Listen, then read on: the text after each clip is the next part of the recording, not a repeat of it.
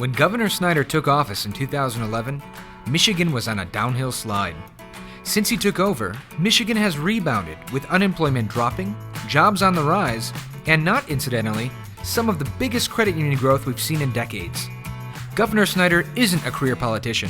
He's an accountant with a strong financial background who understands business and the important role our institutions play in the lives of our members. MCUA partnered with Governor Snyder's office and the Michigan Workforce Development Agency to craft MCUA's Skilled Trades Guide, which is working to reduce the trade gap and keep young people in our state after graduation. Snyder supported credit unions on the Michigan tax system revamp, recognizing the role credit unions play as community-based, not-for-profit depository institutions. More recently, Governor Snyder supported MCUA in its efforts to modernize the Michigan Credit Union Act, which serves to provide credit unions with greater access to the latest tools and reestablish a more balanced operational environment. Ladies and gentlemen, please welcome Governor Rick Snyder.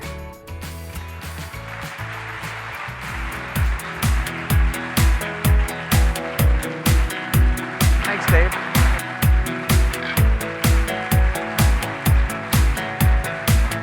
Thank you. Good morning. Thank you. Please be seated.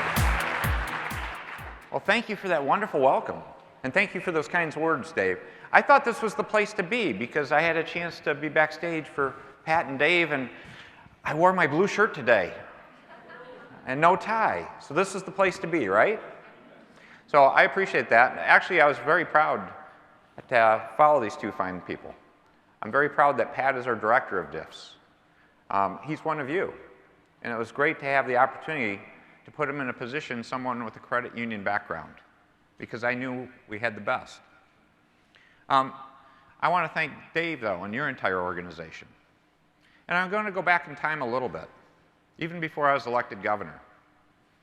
That's when I learned the power of what you were doing. Michigan was a broken state, if you go back to 2008, 2009, 2010. And one of the challenges we faced back then is a lot of people were just down on themselves and down on us as Michiganders. A lot of people had some degree of despair about what are we going to do. And as I made the decision, actually my wife helped make the decision for me to run for governor because we wanted to give back and hopefully have a place to keep our kids here in the state. I was looking for people that had that spirit to say they weren't down, they weren't depressed. They knew we had serious issues, but it was all about looking towards the future and recognizing we can reinvent our state. And you were at the forefront of that in terms of people saying we could reinvent the state. Your league. So you were one of my earliest partners in terms of saying it's not about the past, it's about the future. And a belief, because of your members, that we can do anything when we do it together. And that's what's been taking place over the last few years. You saw the slide about unemployment, a massive drop. We should be proud of that. Actually, the good news continues. One thing I will share with you that a lot of times I don't have the opportunity to share with people is we've sort of plateaued off at 4.8% over the last 2 or 3 months, but it's for a really good reason. Michigan is coming back so strong that we have our labor market growing now. We have people that had sort of given up or not looked to work to say they believe there's opportunities to work in Michigan again. So the reason it's sort of leveled at 4.8% since January of this year, for the first 4 or 5 months of the year, we've added over 100,000 people. 104,000 people have joined the labor force and found work.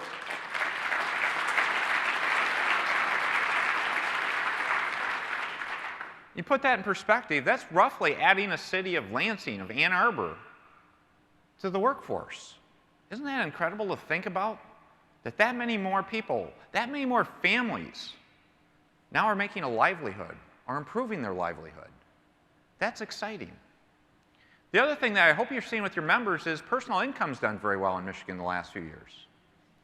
In the last decade, we ranked 43rd in the country for the rate of income growth in terms of how fast we were growing. 43rd. For the last 5 years, we've ranked number 8 In the last year, we ranked number 4 in the nation. And that's something that I hope you're feeling, you're seeing with your members, that times are getting better. But what I can tell you, even with this positive news, we can't take any of this for granted. We still have people that are suffering out there, that have challenges. Obviously, we spend a lot of time talking about our urban areas, but we have this in our rural areas too. And we need to seek those places out. We need to find ways to help people become more self-sufficient, how they can help themselves with better tools, better resources. That was great about having the point about career tech education. Career tech education is one of the greatest opportunities we have because it allows people to have a great livelihood, and there are jobs there waiting to be filled. So what I would tell you is we have a bright future in Michigan. Obviously, we've had some major challenges, Flint, but we're showing success there in terms of the recovery. Just yesterday, the budget got signed, so we're going to have significant resources to invest in Flint's comeback to go with the resources we've already provided. Detroit education's been a huge topic. A great package got passed last night. Actually, it was after midnight, so it was passed today before it was finalized. That's going to provide for a debt-free district, investment dollars, a locally elected school board. So you're going to hear a lot of politics where people are complaining about, but this is a solid package that puts Detroit public schools on the footing of virtually every other school district in the state in terms of having a good financial position now, much stronger than what it was, and a locally elected board with good oversight. So we're showing tremendous progress on these things, but there's more to do.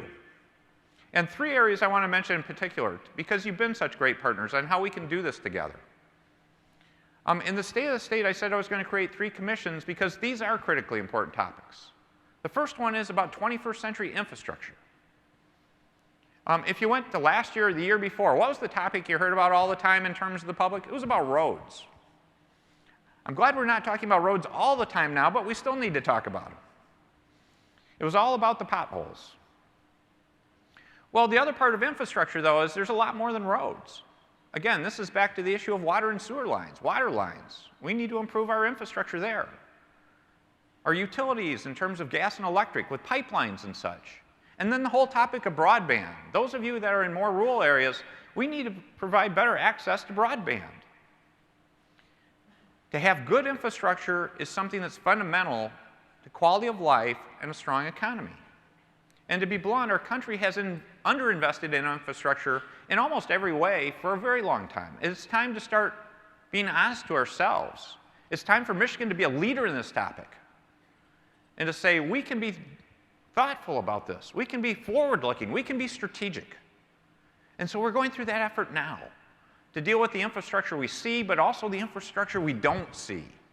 Because that's the one in particular that's easy to underinvest in. If you don't see it, you don't know what you need to do. We need to do more, and we are going to. The second commission is about education. I'm proud of the track record of what we've done in education in the state in the last few years, but we have more work to be done. You should be proud of our track record too, because we've done this together. One of the things we did is we're among the states that have made the largest investment in preschool in the entire United States over the last several years. In terms of providing access to kids that weren't able to go to preschool, we've created actually 3 times as many opportunities for them to go as they had just a few years ago in terms of how many slots we offer through the state, through the Great Start Readiness Program. A huge investment, but a critically important one that will make a difference for decades, because you need to start early. I describe our educational system as P20, prenatal through lifelong learning. The other part that we're doing that we need to do more on was what's called pre-3 reading. A lot of times you'll hear people talking about 3rd grade reading, and they want to measure kids in 3rd grade to say, you got to be able to read by 3rd grade. Well, that's critically important, but you don't wait to 3rd grade to do it. You have to start earlier. So you start in preschool and build a program for several years, and hopefully you can measure true success by 3rd grade. And why 3rd grade? Because you learn to read through 3rd grade. After 3rd grade, in order to learn, you need to be able to read. And we're doing great things there. I already mentioned career tech education at the other end of the spectrum. But there are other key areas we still need to address. One that I'm really on these days is career counseling. If you think about it, think about your own career. Some of you are about the same age profile as I am, many younger. But if you stop and think about it, when you were making your career decisions, think about the great counseling you got back from your high school or your college when you were deciding what career to go into. Do you remember how great that counseling was? You hear the laughter?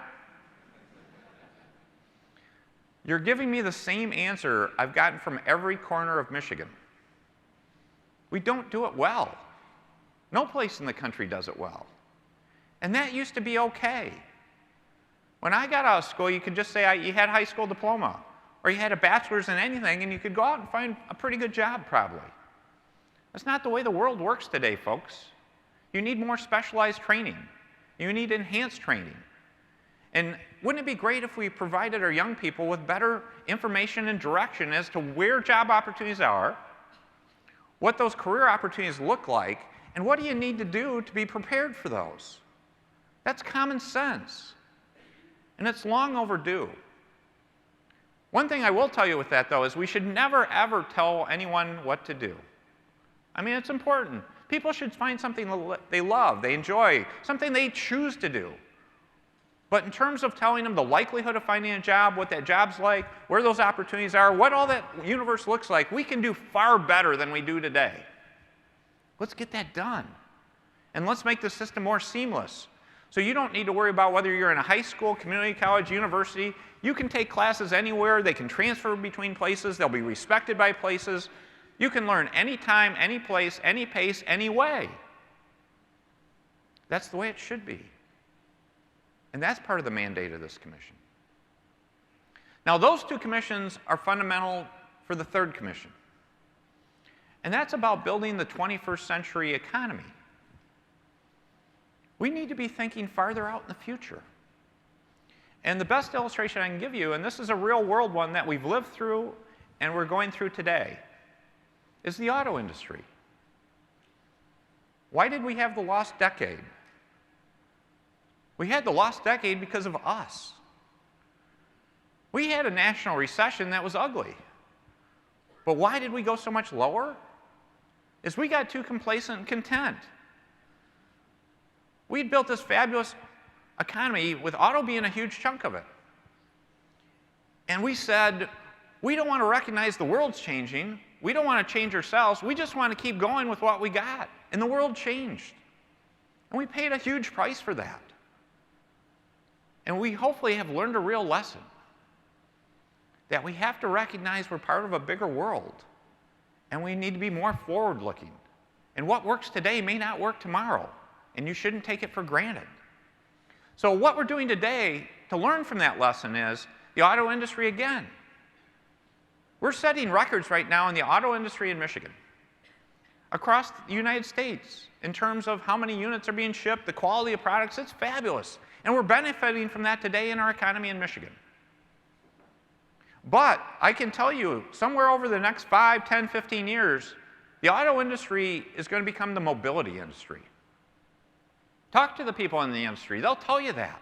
It's going to transform in its very nature. For people my generation, the way we grew up is the auto industry because it was all about the car we owned, the vehicle we owned. We all wanted a vehicle we owned, and that vehicle would take us from point A to point B. If you listen to the generations coming up today, and you talk to them about how they're getting somewhere, they don't talk about their vehicle. They talk about going from A to B. We need to lead that. And a huge part of that is about intelligent vehicles. Whether they be connected vehicles, connected to one another, connected to the infrastructure, or autonomous vehicles longer term. And we need to make sure that we have world leadership going from the auto industry leadership we have today to the mobility industry of the future. And we've already started making the investments to make sure that happens. But it needs to be a statewide dialogue with more people. And to show you we're showing that leadership, just a couple years ago we created something called M-City. It's actually on the campus of University of Michigan. It's 30-some acres, and it's a simulated environment to test connected and autonomous vehicles. It is the best place to do it in the world. When I go around doing trade missions around the world and I talk about MC, I have suppliers clamoring to be part of this. But the interesting part is it is now absolutely full. It is beyond capacity in many respects. So what do you do next? Do you say that, oh, that's great? No, you say that's not good enough. So M-City's working. So now let's go big. So now we're talking about creating the American Center for Mobility at no better place in the world than Willow Run. What was the arsenal of democracy? Let's take something that was once huge to Michigan and make it huge again. And so instead of having just 30-some acres, this will be over 300 acres devoted to be the world's best place, to be the center place for the world automotive mobility industry to say this is where they want to come, to do their work, to do their testing. That's what we're working on now. And we need to keep that path going. And we need to take the same approach to other huge industries in our state. Agriculture. We're a proud ag state. We're the second most diverse ag state in the nation. We need to do more value-added processing. We've done a lot of good stuff, but where do we go with that? How do we make that grow? Tourism. Pure Michigan, everyone loves Pure Michigan. But we need to continue advancing how we deploy it, what it means to people, how we bring more people here, and how we show more success. And do this throughout our industries. That's what we're doing now. These are exciting things because we shouldn't just be thinking short term. We need to be thinking about the next 5 years, the next 15 years, the next 50 years. And that's where we should be proud of the partnership that we've built and that we've built with many other Michiganders. We had the lost decade. We put ourselves at the bottom of the United States. We just didn't stay there. We made the decision it was time to pick ourselves up and to come back and to do something about it, to become one great state again by doing extraordinary things. And you do that not by fighting and blaming one another, but by working together. And this is a challenging environment. Our national political scene is broken. There is too much fighting. There is too much partisanship. There is too much blame going around without a lot of true discussion about what common ground we have and how we're the best as Americans, as people, when we work together to solve problems and recognize we should act more like a family than a bunch of politicians.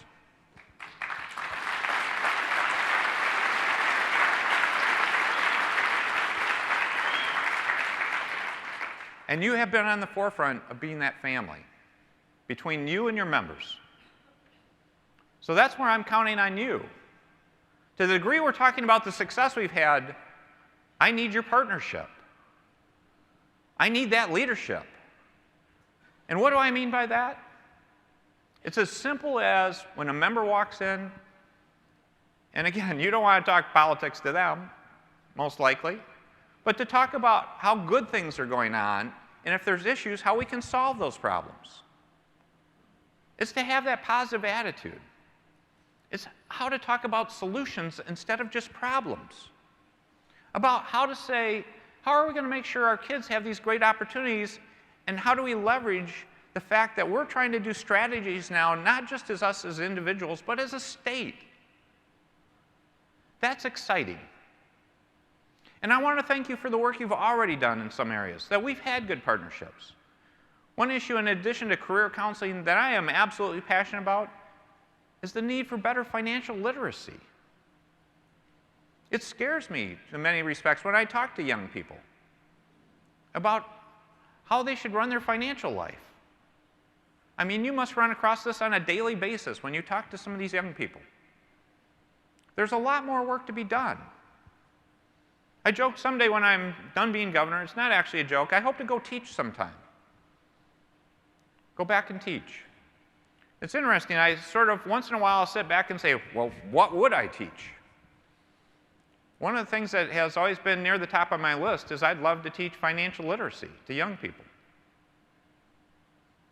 Because if they can learn those lessons early, and it's not about being really complicated, I mean, you know this.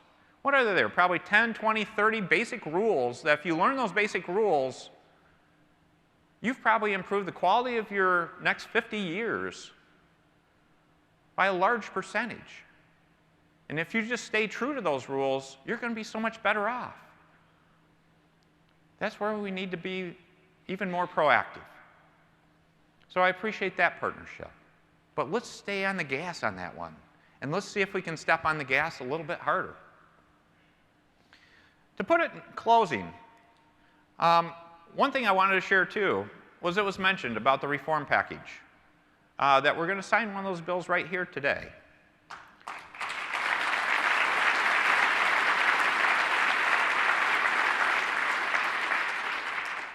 Whether you measure it yesterday or past midnight, this couple-day period is just a huge period that when you read the newspaper, it's interesting. When I picked up a couple of the major newspapers and I looked at them this morning, it was all about Detroit schools. And I mentioned that package, and we should be proud of that package, because it is going to make a huge difference for the future of Detroit, and most importantly, for thousands, tens of thousands of kids. But it was also a day when I saw all the headlines about Detroit schools. We passed basically a $20 billion budget. We've gone 6 years in a row with structurally balanced budgets months ahead of the due date. Some of the best budget practices, we've been recognized for the best budget practices in the United States.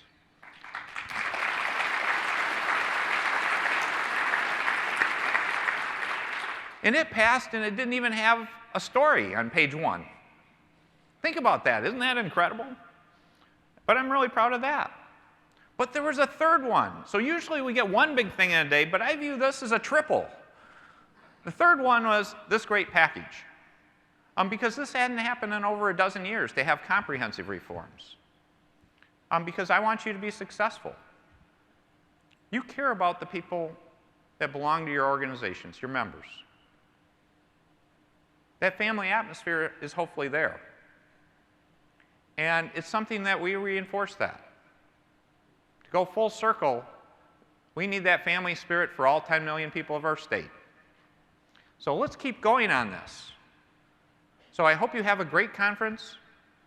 Be proactive, be thoughtful, be problem solvers, because you're helping reinvent Michigan. So right now, what I'd like to do is ask Dave to come up with some of your team, and let's sign this bill and let's make it happen. So thank you very much. Ken, thank you. Okay, thank you. Thank you, Governor Snyder. As always, a great message, full of energy and passion. We're particularly thankful for the governor for his leadership on this issue. We've got a number of people that are going to be coming to the stage who are part of the process associated with first developing and then passing the package of bills that's come to the governor's desk. Thank you. We've got a group of people who are grassroots advocates. We've got our MCUA advocacy team and our regulators, all of whom played a role in this process. We're going to do the first, the formal signing, and then we're going to do a few photographs with smaller groups. So if you'll just bear with us for a moment.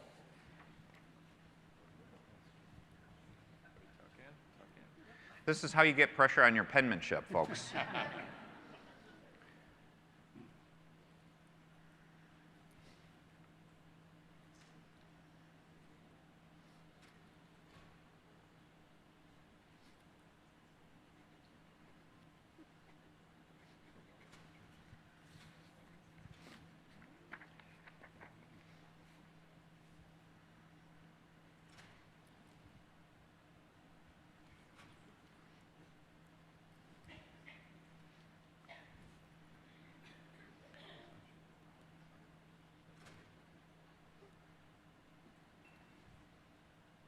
So I'll share one funny story while I'm going through all this drama.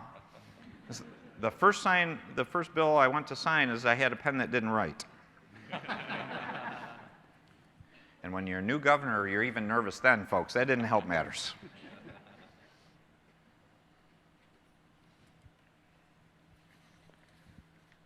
Congratulations.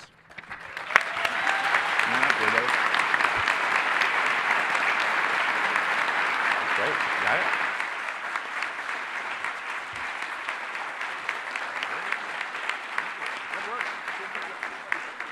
Thank you, Governor Snyder.